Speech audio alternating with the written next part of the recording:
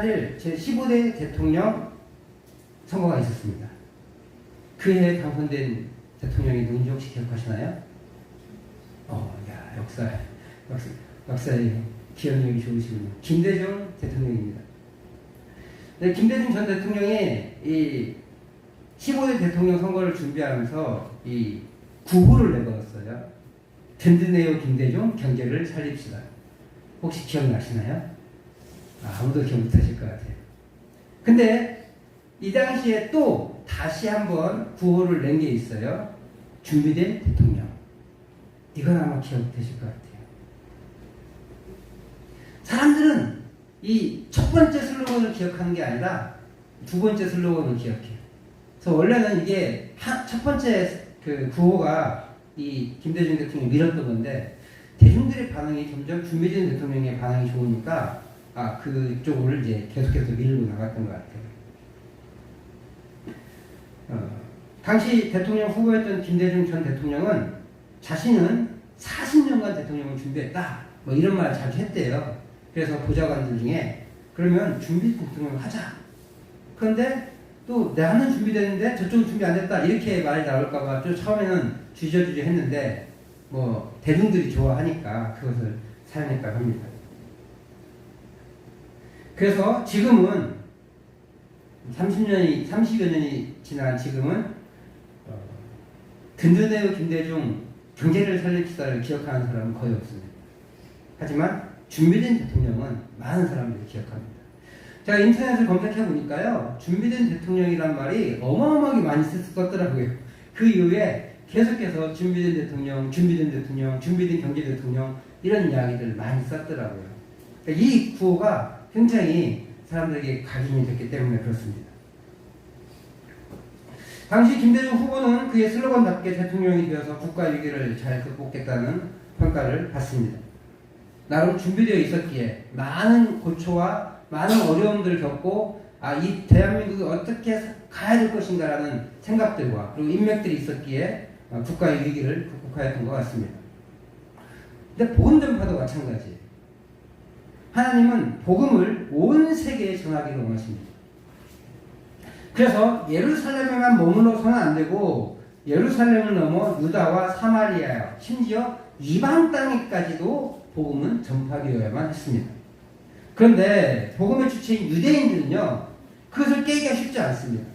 왜냐하면 자신들만 하나님의 백성이었고 하나님의 백성이 될 수 있다고 믿었기 때문에 그렇습니다. 중국에는 중화사상이라는 게 있어요. 중국이 세계의 중심이다 이렇게 믿습니다. 그래서 모든 편의사항을 중국 중심으로 바꾸려고 하는 그런 노력들이 있어요. 그래서 모든 것이 자신들 중심으로 되어 있어야 합니다. 그 중국의 문화에 맞게 바꾸지 않으면요, 정착을 못하게 만들어요. 물론 어느 나라든 그런 토착화의 과정을 거치게 되어 있지만 중국이 특히 심합니다. 그래서 세계 질서를 자기 위주로 재편하는 노력을 엄청 해요. 그래서 미국과 맨날 싸우는 거예요. 이처럼 복음에도요, 예수님의 십자가 복음이 유대인들에게는 자신들에게만 유효하다, 이런 유대주의 사상이 들어갈 수가 있어요. 그래서 복음이 딴 사람들에게 전해지는 게 밝지 않은 거예요. 자기만 복음을 받아들일 수 있다고 믿으니까. 이 복음이 유대인들, 이스라엘 백성을 위해서만 있다고 믿었습니다. 그러다 보니까 어떻게 돼요? 제자들과 그리스도인들이 더 이상 세계를 향해서 전도하는 걸 하지 않겠죠. 그것을 막기 위해 하나님은 차근차근 작업을 해나가시는 거예요. 하나님이 한꺼번에 모든 작업을 하실 수 있으심에도 불구하고 하나님은 사람을 사랑하시기 때문에 그 사람에 맞게 그 복음을 천천히 차근차근 전하시는 모습을 보게 됩니다. 그런데 그런 와중에 사람들이 이해 못하는 일들이 발생되는 거예요. 그런 일들이 생겨날 수가 있어요. 교회는요, 예수님의 승천으로 인해서 새로운 상황을 맞이했죠. 이 새로운 상황에 어떻게 대처할지를 몰랐어요. 그래서 마가 다락방에 가서 기도만 하고 있는 거예요. 막 오로지 기도에 힘쓰니라. 옛날에는 전혀 기도에 힘쓰냐 그래가지고 진짜 기도에 몰빵했다. 그게 정말 좋은 거다라고 생각했는데 어떻게 보면 어떻게 해야 될지는 모르니까 기도만 하고 있는 거예요. 그들이 처음부터 복음 전하는 걸 알았다면 예루살렘으로 그 다음에 어디 들로산으로 나가서 복음을 전했을 건데 뭘 해야 될지 모르니까. 그리고 또 예수님이 성령이 오실 때까지 기다리려고 했으니까 마가다락방에서 할 일 없으니까 기도만 하고 있는 거예요. 뭐 기도를 무시했다는 게 아니라 그들이 할 수 있는 건 그거밖에 없었던 거예요. 그들은 기도가 좋아서 기도만 하고 있었던 게 아니라 할 수 있는 게 아는 게 없으니까 기도만 하고 있었던 거죠. 그런데 그 기도 중에 성령님이 임했습니다. 성령 충만한 교회는 복음을 전하기 시작했고 급격한 부흥을 경험합니다. 그러나 그 좋은 일 뒤에 계속해서 안 좋은 일이 생겨요. 스데반 집사가 죽습니다. 그래도 인민재판으로 죽잖아요. 대중재판으로. 베드로 사도가 투옥되었다 풀렸다 투옥되었다 풀렸다 그럽니다. 처음에 요한 사도랑 같이 투옥되었다 풀렸다 하죠. 그런데 갑자기 헤롯에 의해서 야고보 사도가 죽습니다. 그리고 엎친 데 덮친 격으로 또 거기에 베드로 사도가 잡혀가는 거예요. 다행히 일주일의 여유가 있어서 교회가 기도하기 시작했고 기도의 응답으로 베드로 사도가 구출되고 이제 어디로 도망가면 흩어집니다. 그리고 베드로 사도는 거의 안 나타나요. 이제 이처럼 교회는 계속해서 어려움을 당합니다. 왜 이런 일들이 일어나게 됐을까? 이게 짧은 시간이 아니에요. 예수님 순천부터 지금 오늘 12장까지 13장까지 최소한 10년이 이상이 지나갑니다. 그 11년 동안에 교회도 부흥하기도 했지만 어려운 일들이 계속 생겨나는 거예요. 왜 교회는 힘써 하나님을 예배하고 성령의 인도하심에 따라 신앙생활을 잘 하고 있는데도 박해와 순교가 연달아 일어날까요? 왜 그런 일이 계속해서 일어나는지 예루살렘 교회는 그 의미를 파악하지 못했을 겁니다. 그래서 겨우겨우 근근히 신앙을 유지하고 살아가고 있는 거예요. 왜 이렇게 힘들까? 왜 이렇게 어려울까? 왜 우리에게 자꾸 시련이 왔을까? 라는 이런 마음의 갈등들이 이 안에 있었던 거죠. 그러나 우리는 사도행전을 계속해서 관찰해 왔잖아요. 12장까지. 그런데 그렇기 때문에 이런 일들이 일어나고 있는 결과를 알고 있어요. 바로 복음이 천하만민에 전해지기 위한 하나님의 활동이셨다는 것을 우리가 알고 있습니다. 그럼에도 이 예루살렘 교회는 몰랐다는 거예요. 스데반의 순교가 일어났을 때 그 교회 사람들은 힘들었겠죠. 많은 사람들이 핍박을 피해서 도망갔죠. 집을 떠나서. 지금처럼 이사하기 쉬운 때도 아니고 그 집을 놔두고 떠나야만 했던 그 사람들의 마음 정말로 힘들었을 겁니다. 그런데 어떤 일이 벌어져요? 그걸로 인해서 복음이 유다와 사마리아로 확산되잖아요. 또 디아스포라 유대인, 그러니까 이방 지역에 살고 있던 사람들이 그 박해 때문에 좀 더 빨리 자기네 고향으로 돌아갔겠죠. 거기에서 복음 전파가 또 일어나고 있었습니다. 스데반의 순교와 사울의 박해가 없었다면 예루살렘 교회는 이대로 가서 싸우니 하면서 계속 머물러 있었을 거예요.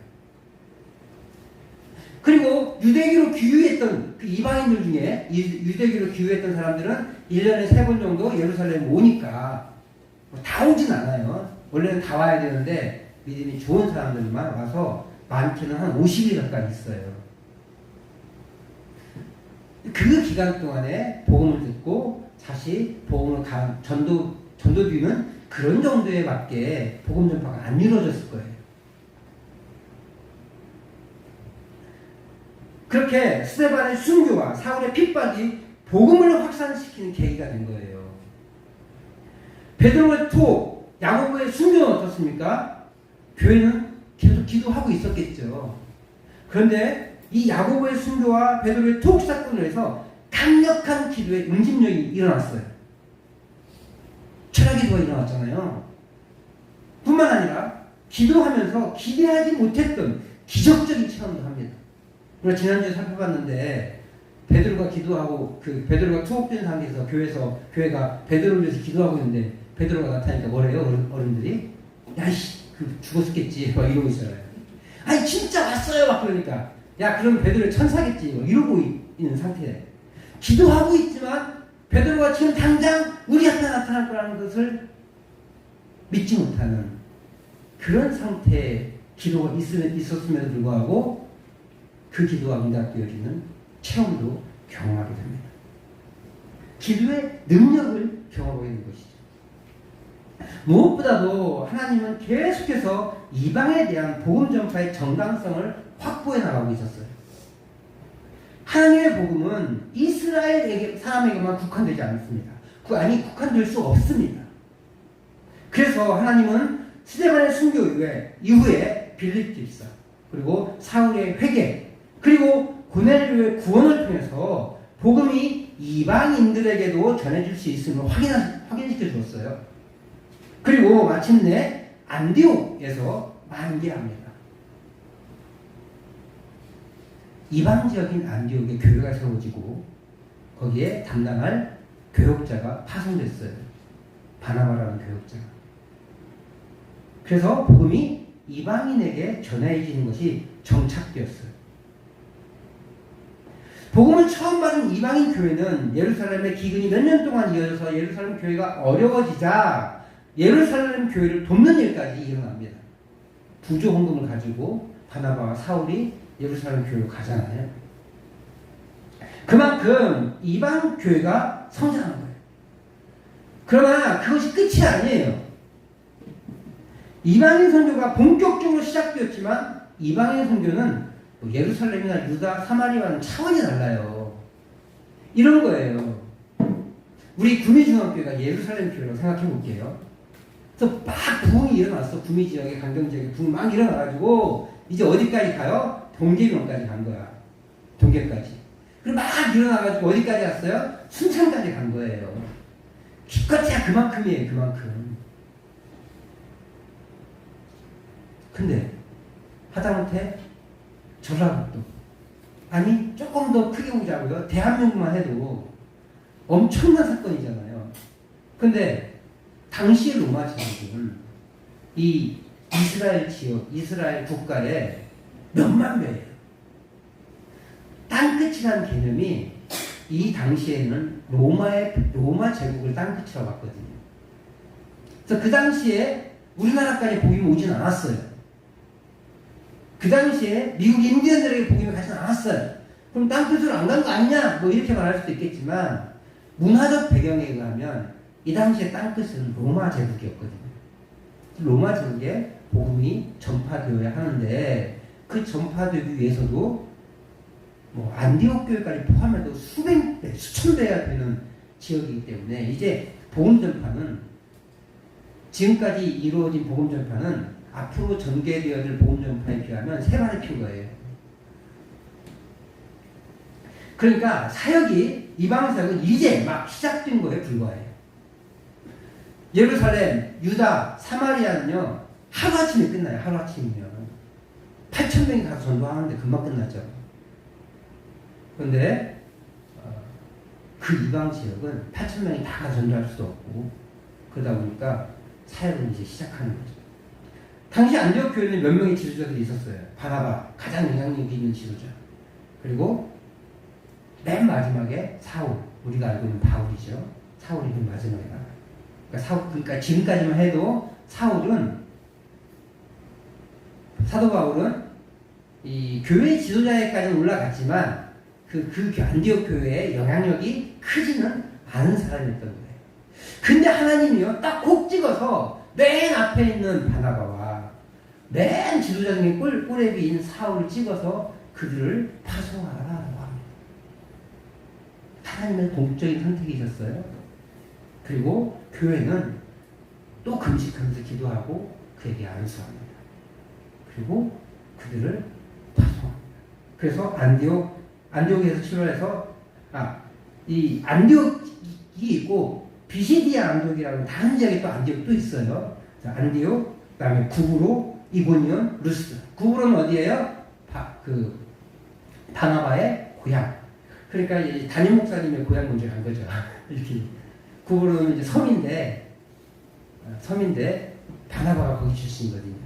담임 목사님을 파송하면서 맨 먼저 담임 목사님의 고향에 전도하기 시작한 거예요. 그리고 다른 지방의 안디옥으로, 이고니온으로, 루스드라로 이렇게 해서 1차 전도여행을 떠나게 되는 거예요. 지도들이 금식했습니다. 뭐 왜 금식했는지는 안 나와요. 근데 금식하며 기도하고 있었어요. 우리가 왜 금식해요? 문제가 있을 때 금식하죠. 그렇기도 하지만 특별한 열망이 있을 때 금식하죠. 안디옥 교회에 뭔가 꿈틀거리는 기도의 제목이 있었던 것 같아요. 알 수는 없지만. 근데 금식하며 기도할 때 하나님께서 성령이 임하셨고, 또 특별히 이제 이방 선교의 전진 기지로 안디옥 교회를 삼으신 거죠. 그래서 많은 교회 중에 이제 안디옥 교회라는 교회가 많아요. 그런 교회들은 되게 선교를 많이 하는 교회들이 대부분. 전주의 안디옥 교회는 선교를 위해서 아직 지금도 그런지 모르겠는데 옛날 깡통교회였던 안디옥 교회 헌금의 50% 이상을 청년금에 쓰잖아요. 그래서 안디옥 교회, 안디옥 교회는 주로 이제 그렇게 생각을 가지고 교회 이름을 지은 겁니다. 그들이 금식하면서 기도하고 또 성령께서 역사하셔서 바나바와 사울을 따로 세우고 안수해서 보냅니다. 중요한 것은요, 교회가 금식하고 있을 때 성령께서 말씀하셨다는 거예요. 그들이 바나바와 사울을 파송할 때 역시 또한 공식적인 안수를 하였다고 합니다. 그냥 몰래 와가지고 내가 지도자다, 내가 하나님의 보내심을 받은 사도다, 뭐 이렇게 하시는 분들은 제가 계속 얘기하잖아요. 다 거짓말쟁이라고. 이제 하나님께서 교회를 섰어요. 교회를 통해서 하나님의 집자들을 세워나가는 거예요. 아마 이 안수하였다는 말은 오늘날 우리 교단에서 하고 있는 이 위임식과 같은 걸 거예요. 우리 교회는 작아가지고 담임 목사가 새로 와도 어떤 행사를 하지 않잖아요. 그냥 담임 목사 왔습니다 하고 도장 딱 찍고 끝나는데, 다른 교회들, 이 세례교인 25명이 넘고 장로님이 계신 교회는 위임식이라는 걸 해요. 위임했다는 거예요. 하나님이 이 구미중앙교회를 김성 목사에게 말씀으로 다스리도록 가르치도록 위임하셨다. 그래서 위임식이라고 해요. 그것을 거쳐서 공식적인 공포를 하게 됩니다. 이제 김성 목사는 구미중앙교회의 정식적인 담임 목사입니다. 담당하는 목사입니다. 라는 것을 공식적으로 알리는 거예요. 근데 25명이 안 되면, 세례교인 25명이 안 되면, 그리고 공식적인 행사는 안 해요. 우리 교단에서는.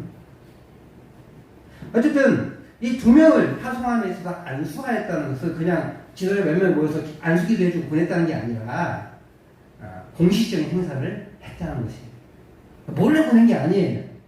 공식적인 행사를 치렀습니다. 그렇게 해서 공식적인 하나님의 일꾼을 세워 나왔습니다. 이제 복음 전파의 준비가 완벽히 준비됐어요.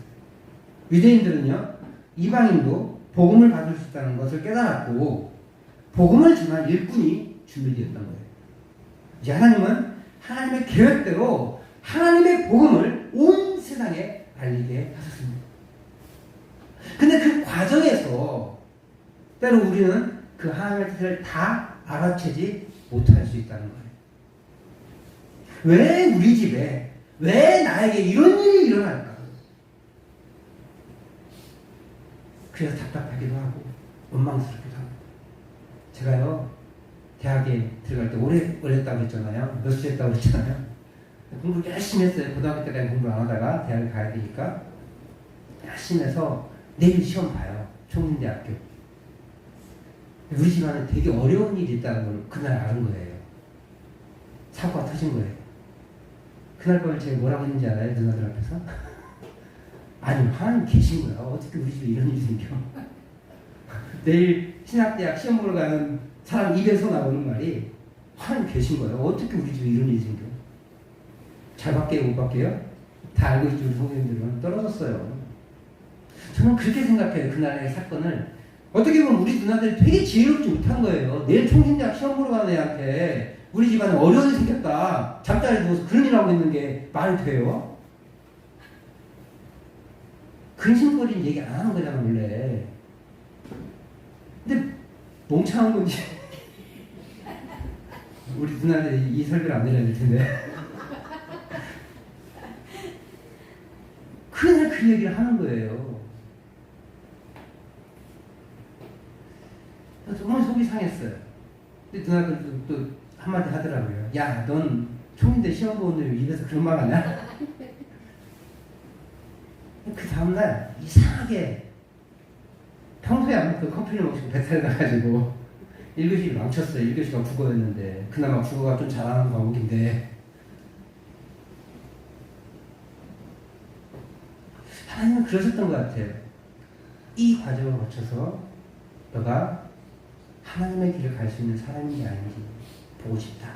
그랬던 것 같아요. 그래서 떨어졌어요. 그리고 군대를 갔고 그리고 하나님의 은혜를 더 깊이 체험을 하고 그래서 믿음의 고백을 한 다음에 하나님께서 놀랍도록 좀 공부를 잘하게 하시더라고요. 이상하게 평소에 이해하지 못했던 게 막 이해되는 게 느껴지고 그래서 좋은 성적으로 대학에 합격했어요. 그 과정을 저는 이해하지 못했어요. 저도 역시. 왜 하나님 우리에게 이런 우리 집 같이 하나님을 섬기고 이미 형은 목사의 길을 가고 있고 나도 목사의 길을 가려고 준비하고 어머니 아버지 기도로 교회를 헌신하고 있는데 심지어 집 팔아가지고 논 팔아가지고 교회 짓고 있고 그랬는데 어떻게 우리 집에 이런 일이 하나님이 살아계시다면 어떻게 우리 집에 이런 일이 이 고백을 제가 한 거예요. 제 이 말을 하나님 그래 좀 더 기다리자.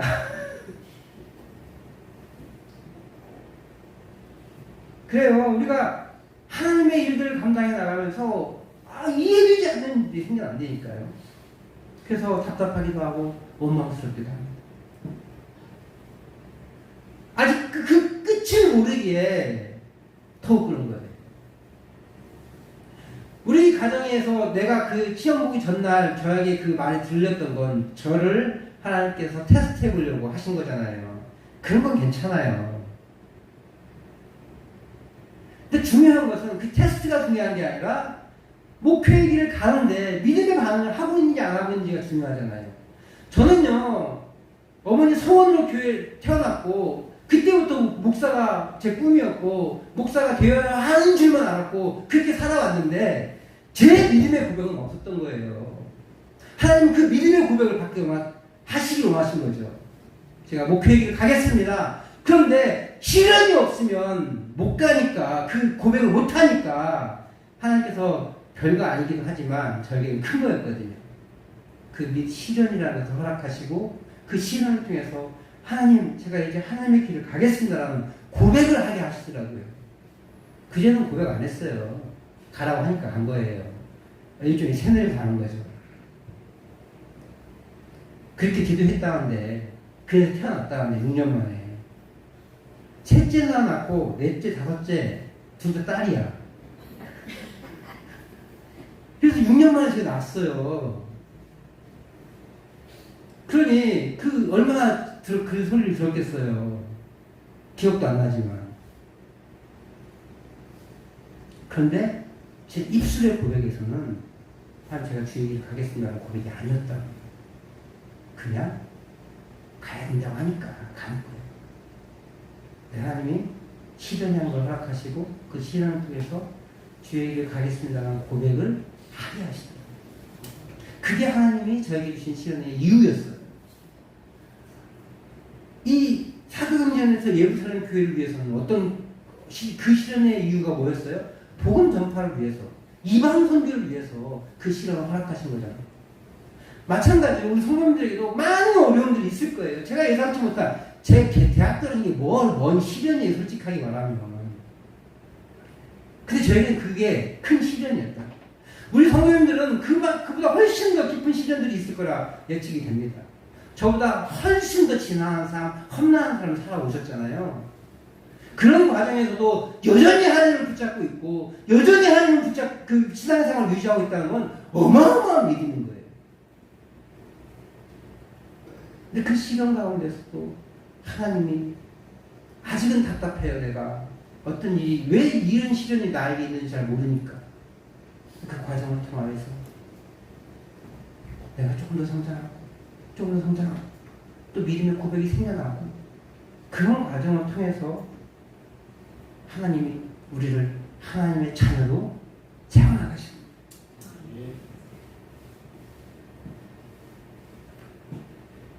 사람은 태어납니다. 그렇지만 그게 끝이 아니에요.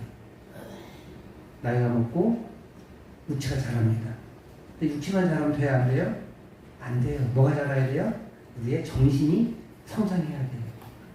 그래서 나이는 먹었는데 애기 같은 사람들 있죠. 그 사람들을 성인아이라고 부르는데 그 사람들은 사회 부적응자잖아요. 모두 성장해야 돼요. 지식과 지혜도 성장해야 돼요. 신앙생활도 마찬가지. 태어나죠. 태어났어요. 태어났지만 그 태어난 순간으로 머무는 것이 아니라 계속 자라야 돼요. 신앙의 연배가 차하면서 지식적인 부분들, 지혜적인 부분들, 하나님의 그 지식, 그 은혜의 경험들, 그런 것들이 계속 자라야 되는데 그 과정에서 고통이 있는 거예요. 우리 학생들 공부가 쉬운가요? 안 쉽잖아요. 인생을 살아가는 게 쉬운가요? 안 쉽잖아요. 신앙생활도 똑같은 거예요. 하나님이 고난이라는 것들을 과정을 통과하게 하시면서 그 또 단단해지게 하시고 성장하게 하는 거예요. 제가 옛날에 아기 피부 같은 뭐 이런 얘기 들었어요. 그래서 아기 피부면 되게 좋을 줄 알았어요. 근데 아기 피부는 연약하더라고요. 우리 준서가 딱 났는데 좋은 게 하나도 없어요. 금방 찢어질 것 같더라고요. 아기 피부가 좋은 게 아니더라고요. 오히려 좀 거친 우리 피부가 훨씬 나아요. 세상을 살아가는데. 신앙생활도요, 상처가 있을 수 있죠. 그 상처 때문에 단단해지는 거예요. 여기에 화상도 입을 수 있고, 찰과상도 입을 수 있고, 그리고 뜨거운 태양빛, 그다음에 거친 바람, 이런 것들 때문에 두꺼워지고, 굳은 살, 또 일하는 것 때문에 굳은 살을 벗기고, 그렇게 있지만, 그런 튼튼해지는 과정 가운데 우리가 계속해서 삶을 영위해 나갈 수 있는 거예요. 하나님의 신앙생활에 고난을 허락하신 이유가 바로 여기에 있어요. 신앙적인 성장이 일어나게. 때로는 굳은 살 때문에 보기 싫고, 두꺼워진 손이 초라해 보일 수도 있을지 모르지만, 그 두꺼워진 손 때문에, 그 두꺼워진 그 굳은 살 때문에, 우리가 지금도 살아있는 거예요. 마찬가지로, 신앙의 생활을 가다 보면, 고난과 역경과 환난들이 계속 몰아치지만, 그 과정 때문에 내가 지금 살아있는 거라는 것을 기억할 수 있기를 바랍니다. 근데 지금은 안 돼. 지금은 못 깨달아. 아프거든요.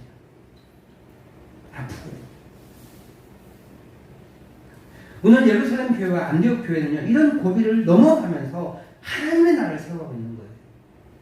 고난을 극복하고 어려운 교회와 협력하며 세워진 교회의 일에 더욱 하나님의 역사에 민감하게 반응할 수 있었습니다. 그래서 그 일을 감당해 나가는 거예요.